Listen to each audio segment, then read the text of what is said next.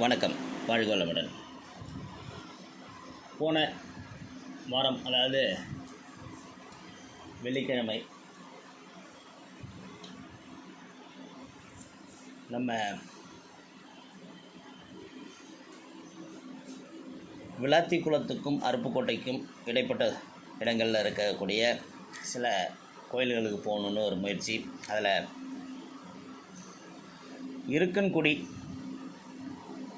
மாரியம்மன் கோயில்ங்கிறது ரொம்ப சிறப்புன்னு எல்லோரும் சொன்னாங்க. சரி என்கிட்ட அந்த கோயிலுக்கு போனோம். அந்த கோயிலை பற்றின சில தகவல்கள் உங்களுக்கு சொல்லணும். விருதுநகர் மாவட்டம் சாத்தூரிலிருந்து சுமார் 8 கிலோமீட்டர் தொலைவில் இருக்கன்குடி மாரியம்மன் கோயில் உள்ளது. சாத்தூரிலிருந்து இருக்கன்குடிக்கு உள்ள சாலை வசதி சிறப்பாக இருப்பதால் வாகனங்களில் செல்பவர்கள் இத்தலத்தை மிக எளிதாக சென்று அடையலாம். சுமார் 100 ஆண்டுகளுக்கு முன்பு வைப்பாறு அர்ச்சனா நதியில் புனித நீராடிய பிறகே, அதாவது ரெண்டும் தனித்தனி ஆறு, வைப்பாறுங்கிற ஒரு ஆறு, அர்ச்சனா நதி புனித நீராடிய பிறகே அம்மனை தரிசித்தனர். தற்போது அணை கட்டப்பட்டு விட்டதால் ஆண்டில் 90% நாட்கள் இரு நதிகளிலும் தண்ணீர் ஓடுவது இல்லை. எனவே பக்தர்கள் குறை தீர்க்க நதிகளில் சிறு சிறு குடிசைகள் அமைத்து பம்ப் செட் வைத்துள்ளனர். கட்டணம் செலுத்தி குளித்துவிட்டு அம்மனை தரிசிக்கலாம். இருக்கன்குடி மாரியம்மன் கோயிலை சுற்றி சுமார் 300க்கும் மேற்பட்ட கடைகள் உள்ளன. எனவே பூஜை பொருட்கள் வெளியிலிருந்து வாங்கி வர வேண்டிய தேவையில்லை, அங்கே போய் வாங்கிக்கலாம். பல நூற்றாண்டுகளுக்கு முன்பு ஏற்படுத்தப்பட்ட கருவறை இப்போதும் அப்படியே உள்ளது. கருவறையில் உள்ள பராசக்தி அம்மன் சிலையை சதுரகிரி சித்தர் சிவயோக ஞான சித்தர் வடிவமைத்ததாக சொல்கிறார்கள். நானும் இதை எதிர்பார்த்தேன். ஏன்னா இவ்வளோ மக்கள் நாடி வர்றாங்கன்னா, குறைதீர்க்கும் மாரியம்மனாக இருக்கிறாங்கன்னா கண்டிப்பாக இதில் சித்தரோட கை இருக்கும்ன்ட்டு அதை இங்கே சொல்கிறாங்க. இருக்கன்குடி மாரியம்மனின் சிலை கம்பீரமானது, அருள் பார்வை நிறைந்தது. அவள் முகத்தை எத்தனை மணி நேரம் பார்த்து கொண்டே இருந்தாலும் பக்தர்கள் மனதில் சலிப்பே வராது. பூசாரி தீபாராதனை காட்டும்போது மாரியம்மன் முகத்தை உன்னிப்பாக கவனித்தால் அவள் கருணை பொங்க நம்மை பார்ப்பது போல இருக்கும். கோயிலை சுற்றி காது குத்த, மொட்டை போட, விடலை தேங்காய் எரிய, ஆடு கோழி சுற்றி விடுவதற்கு என தனித்தனியே வசதியான இடங்கள் உள்ளன. பக்தர்கள் வசதிக்காக கோயிலை சுற்றி 26 இடங்களில் சிறு சிறு மண்டபங்கள் உள்ளன. என்றாலும் வசதிக்காக தங்கி ஓய்வெடுக்க விரும்பும் பக்தர்கள் சாத்தூர் அல்லது விருதுநகரில் லாட்ஜுகளில் தங்குவதே சிறப்பு. என்னோட ரெக்கமெண்டேஷன் அருப்புக்கோட்டையில் தங்குங்க. வெளியூர்களிலிருந்து வரும் பக்தர்கள் பெரும்பாலானவர்கள் அம்மனிடம் வேண்டிக் கொண்டு மொட்டை போடுகிறார்கள். தினமும் சுமார் 2000 பேர் வரை மொட்டை போடுகிறார்கள். விசேஷ நாட்களில் இந்த எண்ணிக்கை 10,000 தாண்டும். நிறைய பக்தர்கள் மேலதாளம் முழங்க தீசட்டி எடுத்து வழிபடுவதை வழக்கமாக வைத்துள்ளனர். இதனால் கோவிலில் எப்போதும் மேல சத்தம் காதில் விழுந்து கொண்டே இருக்கிறது. நாங்கள் போனோமும் நிறைய பேர் அதை பார்க்க முடிய வாய்ப்பு கிடைச்சிது. அதே போல் இந்த ஆலயத்தில் புனித தீர்த்தங்கள் என்று எதுவும் இல்லை.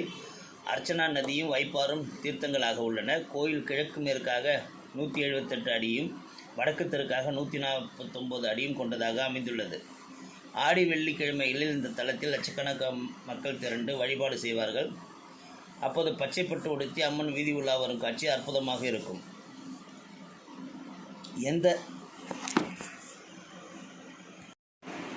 எந்த அம்மன் தலத்திலும் ஆடு கோழி பலியிட மாட்டார்கள். ஆனால் இருக்கன்குடியில் ஆடி மாத விழாக்களின் போது பல்லாயிரக்கணக்கான ஆடுகள் வெட்டப்படும். உலக நன்மைக்காக கடந்த ஆண்டு இத்தலத்தில் 10,008 சங்காபிஷேகம் நடத்தப்பட்டது. கோயிலை சுத்தமாக வைத்திருக்கும் பெரும் பொறுப்பை திருப்பதி பத்மாவதி நிறுவனத்தினர் மேற்கொண்டுள்ளனர். எனவே கோயில் எப்போதும் சுத்தமாக உள்ளது.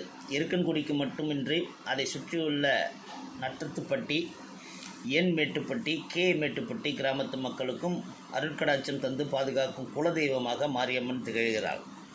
இந்த கோயிலில் வழிபட்டு செல்பவர்கள் அம்மை உட்பட அனைத்து விதமான நோய்களும் நீங்கும் என்கிற நம்பிக்கை இந்த பகுதி மக்களிடம் இருக்கிறது. இல்லத்து பிள்ளைமார் சமூகத்தை சேர்ந்தவரான இந்த பூசாரி பெண்ணின் குடும்பத்தினர் வழியில் வந்தவர்கள் இந்த கோயிலின் பரம்பரை பூசாரிகளாகவும் கோயிலின் பரம்பரை அறங்காவலர்களாகவும் இருந்து நிர்வகித்து வருகின்றனர். தமிழக அரசு இந்து சமய அறநிலையத்துறை இக்கோயில் நிர்வாகத்தை எடுத்துக்கொண்ட பின்பு கோயிலில் பூஜை செய்யும் உரிமை மட்டும் அந்த குடும்பத்தினருக்கு தொடர்ந்து வழங்கப்பட்டு வருவதுடன் அறங்காவலர் பொறுப்புகள் சிலருக்கு வழங்கப்பட்டு இருக்கிறது. கோயிலில் தெற்கு பக்கம் வைப்பாறு, வடக்கு பக்கம் அர்ச்சுனன் ஆறு என்ற இரு ஆறுகள் சேர்ந்து வருவதால் இரு கங்கை கூடுமிடம் என்று சொல்லப்பட்டு இந்த இடத்தில் அம்மன் குடிகொண்டு விட்டதால் இரு கங்கை குடி என்று இருந்து பின்னர் அது இருக்கன்குடி என்றாகிவிட்டது. இருக்கன்குடி மாரியம்மன் கோயிலுக்கு வருபவர்கள் விளக்கு போடுதல், அம்மனுக்கு புடவை சாத்துதல், பூஜை செய்தல் போன்ற வழக்கமான வழிபாடுகளில் ஈடுபடுகின்றனர். அக்கினி சட்டி எடுத்தல், ஆயிரங்கண் பானை எடுத்து வலமுறுதல் போன்றவைகள் மூலம் அம்மனை வழிபடுகின்றனர். இங்கு குழந்தை இல்லாதவர்களுக்கு குழந்தை வேண்டி தொட்டில் கட்டி வேண்டுதல் செலுத்துகிறார்கள். உடல் குறைபாடு உள்ளவர்கள் உருவம் செய்து வைத்து வழிபடுகின்றனர். இது தவிர கயிறு கட்டுதல், ஆடு கோழி பலியிட்டு அசைவ உணவு சமைத்து அன்னதானம் செய்தல் போன்றவையும் செய்யப்படுகிறது.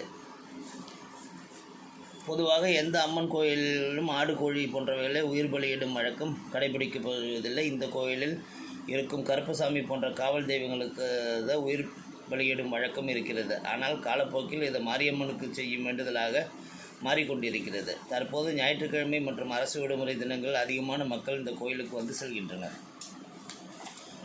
இந்த தலத்தில் உள்ள வயன மண்டபத்தில் 20 நாட்கள் தங்கி 6 பூஜைகளுக்கும் போய் தீர்த்தம் எடுத்து தடவினால் கண் பார்வை கிடைக்கும் என்ன சொல்கிறாங்க. இந்த தலத்தில் உள்ள வயன மண்டபத்தில் 20 நாட்கள் தங்கி 6 பூஜைகளுக்கும் போய் தீர்த்தம் எடுத்து தடவினால் கண் பார்வை கிடைக்கும். அம்மன் தோன்றிய இடத்தில் உள்ள தல விருட்சத்தில் தண்ணீர் எடுத்து ஊற்றினால் குழந்தை பாக்கியம் கிடைக்கும். சென்னை மாகாண கமிஷனர் 1882ஆம் ஆண்டு ஆகஸ்ட் மாதம் 31ஆம் தேதி இருக்கன்குடி மாரியம்மன் கோயிலுக்கு இனாம் மானியமாக 49 ஏக்கர் 19 சென்ட்டும் ரொக்க மானியமாக ரூ. 5 கொடுத்ததாக குறிப்புகள் உள்ளது. இருக்கன்குடி மாரியம்மனின் புகழ் 1600ஆம் ஆண்டு முதல் மற்ற பகுதிகளுக்கு பரவத் தொடங்கியது. 1605ஆம் ஆண்டு மதுரை பகுதியை ஆண்ட பாளையக்காரர்கள் இருக்கன்குடி மாரியம்மனுக்கு மானியம் கொடுத்து வந்தனர். இருக்கன்குடி மாரியம்மன் தனக்கு ஆடி மாதம் பிரம்மோற்சவம் நடத்த வேண்டும் என்று பக்தர் ஒருவர் கனவில் வந்து உத்தரவிட்டார். இதைத் தொடர்ந்து 1908ஆம் ஆண்டு முதல் அங்கு ஆடி பிரம்மோற்சவம் நடந்து வருகிறது. சித்தார்த்தி ஆண்டில் 1093 சி. காளியப்ப நாடார் என்பவரால் ஓடு போட்ட மடம் ஒன்று அம்மனுக்கு உபயமாக கட்டி கொடுக்கப்பட்டுள்ளது. காளியப்ப நாடார்ங்கிறவர் ஒரு மண்டபம் கட்டி கொடுத்துருக்கிறாரு. பாளையம்பட்டி பெரியலந்தாஸ் என்பவர் அம்மன் மீது கீர்த்தனம் பாடியுள்ளார். முள்ளிக்குளம் வித்வான் சங்கரபாண்டி பிள்ளை மாலை பதிகம் செய்துள்ளார். 1925ஆம் ஆண்டு துலுக்கங்குளம் அருளானந்த கருப்பையா ராஜா என்பவர் செந்தமிழ் பதிகம் பாடியுள்ளார். சாத்தூர் தொழிலதிபர் ஒருவர் 4 லட்சம் செலவில் இந்த தலத்து அம்மனுக்கு தங்க கவசம் செய்து கொடுத்துள்ளார். பழனி கோயிலுக்கு லட்சக்கணக்கான மக்கள் பாத யாத்திரை செல்வது போல தை மாதம் விரதம் இருந்து ஏராளமான பக்தர்கள் பாத யாத்திரையாக இருக்கன்குடிக்கு வந்து வழிபட்டு செல்கின்றனர். மதுரைக்கு தெற்கே உள்ள தென் மாவட்ட மக்கள் மத்தியில் இந்த தலம் மிக சிறந்த சக்தி பீடமாக திகழ்கிறது. இருக்கன்குடி மாரியம்மன் தென் மாவட்ட பக்தர்களுக்கு கனவில் தோன்றி உத்தரவிட்டதற்கு பல 100 ஆதாரங்கள் உள்ளன. நாளுக்கு நாள் இந்த தலத்துக்கு வரும் பக்தர்கள் எண்ணிக்கை பல மடங்கு பெருகியபடி உள்ளது. ஆதி காலத்துக்கு பெருமை வாய்ந்த இந்த கோயில் ராஜகோபுரம், தேரு போன்றவை இல்லாதது பெரும் குறையாக உள்ளது. அம்பாள் அருளால் இந்த குறைகள் வெகு விரைவில் தீர உள்ளன. அம்மனுக்கு தங்க கவசம் சாத்தும்படி செய்ய விரும்பும் பக்தர்கள் 750 கட்டணம் செலுத்தி தங்கள் விரும்பும் தேதியை பதிவு செய்து கொண்டால் அவ்வாறு முன்பதிவு செய்யப்பட்ட நாளில் கட்டளைத்தார் சார்பாக அம்மனுக்கு தங்க கவசம் சாத்தப்பட்டு சிறப்பு பூஜைகள் நடத்தி அன்றைக்கு கட்டளைதாரர்களுக்கு கோயில் சார்பாக பிரசாதம் அனுப்பப்படுகிறது. தை, பங்குனி, ஆடி மாதங்களில் இந்த தலத்தில் சிறப்பான விழாக்கள் நடத்தப்படுகின்றன. இந்த இருக்கன்குடி மாரியம்மன் கோயில் முகவரி என்ன பார்த்தோம்னா, அருள்மிகு மாரியம்மன் திருக்கோயில், இருக்கன்குடி, சாத்தூர் தாலுக்கா, விருதுநகர் மாவட்டம். இது மட்டும் இல்லாமல் இந்த இருக்கன்குடி மாரியம்மனுக்கு ஒரு இணையதளமும் இருக்குது. அதுலேயும் போய் இந்த கோயிலை பற்றி நிறைய தெரிஞ்சுக்கலாம். இருக்கன்குடி ஒரு மாரியம்மன் .orgன்னு போட்டால் வரும். ஸோ இந்த இருக்கன்குடி மாரியம்மன் கோயிலுக்கு சென்று வந்தது ஒரு அந்த 2 நாள் நாங்கள் போன இடத்துலையே இது மிக சிறப்பாகவும் இயற்கை சூழ்ந்த இடத்துலையும் மிக மக்களின் ரொம்ப பெரிய நம்பிக்கை பெற்ற ஒரு திருத்தலமாக இருந்தது. அங்கே நாங்கள் போயிட்டு வந்தது ரொம்ப சிறப்பு. நாங்கள் அங்கே போயிட்டு வந்தேன்னு சொன்னதே பல பேர் ரொம்ப சந்தோஷமாக, அப்பா நீங்கள் அங்கே போயிட்டு வந்தீங்களா அன்னு பார்க்குறாங்க. அதனால் ஒரு நல்ல ஒரு சக்தி பீடம், வாய்ப்பு கிடைக்கிறவங்க அருப்புக்கோட்டை, விளாத்திக்குளம், சாத்தூர், விருதுநகர் இந்த பக்கம் போகும்போது கொஞ்சம் இந்த கோயிலையும் தரிசித்து வாருங்கள். வாழ்க வளமுடன்.